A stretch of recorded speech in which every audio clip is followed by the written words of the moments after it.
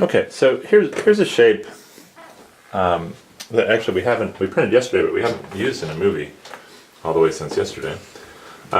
This is one of Henry Segerman's, actually it's a couple different examples, but what polyhedron do you think this looks like? Well, it's sort of an inflated octahedron. Yeah, it's an inflated octahedron. It kind of looks like a simple map of latitude and longitude. Yeah, so that's why I'm using it. So we printed it because we were looking at some of those balloon four-dimensional shapes yesterday. Yeah. Like here's, scoot it over.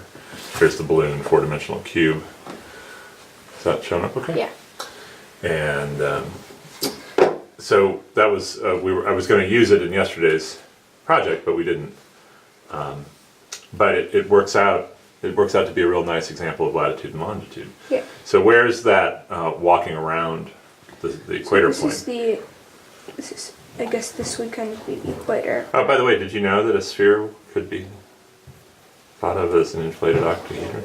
No. Well, you can inflate sort of any shape. Yeah, so that's maybe it's not that special. But there we go, we've got our octahedron. And then you can sort of say this is the North Pole. Yeah, up there's the North Pole. And then in the movie she talked also about maps. If you're trying to make a two-dimensional flat map. Yeah, there's no singularities. It's Well, let's see what happens. I'm going to try to do this with Henry Segerman's shadow trick. So if I bring that map, if I'm trying to make a map, you can see it in the shadow, right? Can you see the shadow? Yeah. Okay. All right. And the bottom of the sphere definitely makes an easy to see shadow. But what's happening to the top? It seems to be like... oh, it's called transparent. You can sort of see the bottom part. Yeah, you can see the bottom part. Where's the... Well, it's going outside of here. It's going around. Yeah, so the bottom is all going to be inside of this easier to see circle, right? Yeah.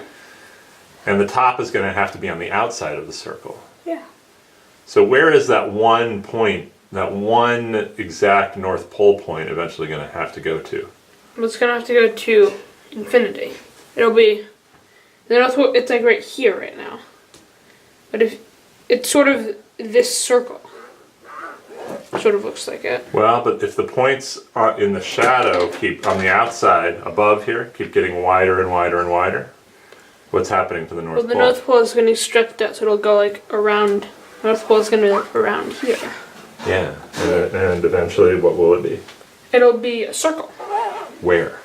Sort of outside the equator. It'll be outside the equator. But how far outside? As I come down more and more, Infinitely far it seems to be outside. going farther and farther away. It'll be infinitely far outside. Yeah, so that one point has to go to an infinitely large circle. Which And is a singularity. That's sort of the singularity problem. And Henry actually has made a much better example than just that. It's this interesting shape that's actually on the cover of his book. This is kind of a... And now, instead of getting just a couple of lines, what do I get? You get all A plane. a grid of square. I get a grid of squares from this. So that it's kind of a good example of how the latitude and longitude get smushed together. Yeah, by the way, what does that point go to now? An It- infinitely big what? Square. Yeah, we've got an infinitely big square. Which is a plane. Yeah, but it's outside of everything. So that's a singularity problem. And that's what she was talking about with maps. When you're trying to make a two-dimensional 2D grid of the surface of a circle or a sphere, you have a problem. Interestingly though, what do you think about a torus? Do you think you have a singularity problem here when you try to flatten it out? Well, maybe. Like, you have this. This might be problematic, like, here.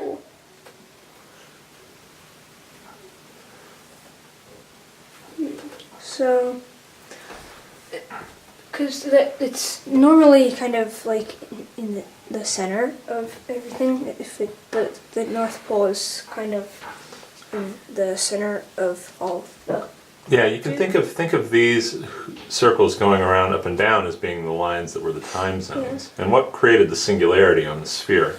The point where they all met. Okay, where is that point on our torus? Well, it's gonna be right. It's right in here, or actually here it's non-existent. Okay, so you just gave me two answers. It meets right here, they don't meet at Well, all. on some toruses, like it's only instead of this small circle, there's only a point here where it passes through. Would that be a torus? Is the interesting question. Well, technically yes, because it still has a hole in the middle, but the hole is infinitely small. So maybe no. All right, let's go on to the next movie and keep talking about this.